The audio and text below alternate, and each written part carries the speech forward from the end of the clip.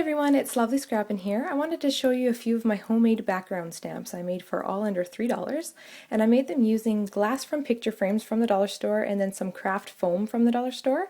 I had these punches already. These are EK Success punches, and this is just a regular paper puncher. And what I did was I did each shape 2 layers thick to make it come off of the glass and give you a better stamped image. And then for this here, what I did was I went to Google Image and I printed off a polka dot template like this here. And then I just took my glass and laid it over top and then lined up my foam pieces to the polka dots like that. And that just gave me a more accurate polka dot background stamp that way. So what I'm going to do is I'm going to do a few projects using these stamps, and I'll come back and show you what they look like.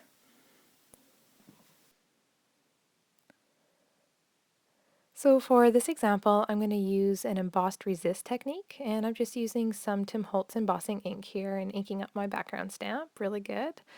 And then just using some regular old white cardstock paper to stamp it onto.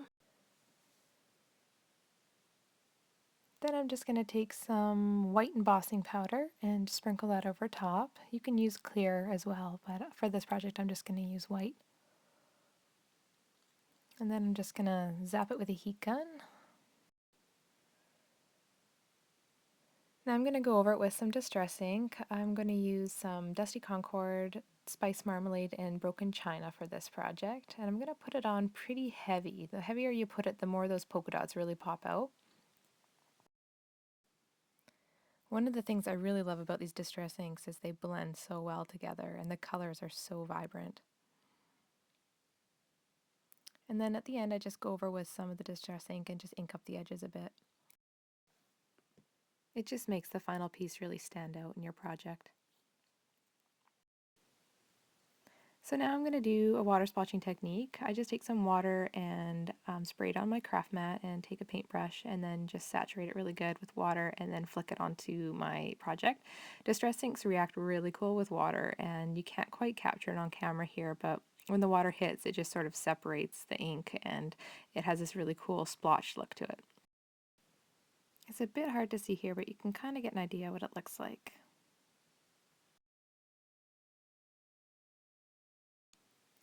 So this is another example using the same background stamp. I'm just going to use the same colors and ink up my stamp really good.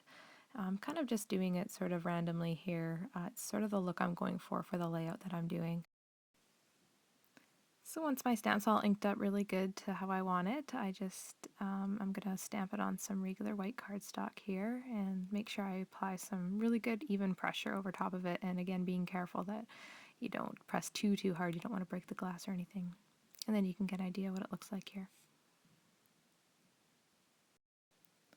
So here I'm just going to do a quick example using my border stamp here, and I'm just using some walnut stain ink for this and just using some regular cardstock white paper to stamp it on.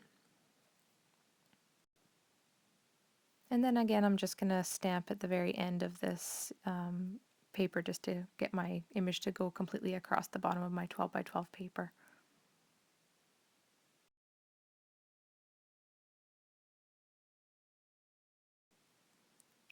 And I did notice that I didn't quite press hard enough on one section, so I'm just going to take my Fantastics coloring tool and just dip it in a little bit of the ink and then just touch up some of the areas that didn't quite stamp as well.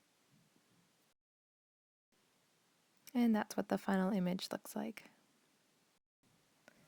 So this is my final example, just using my floral background stamp and just inking it out with some pink pigment ink and then stamping it on some white cardstock.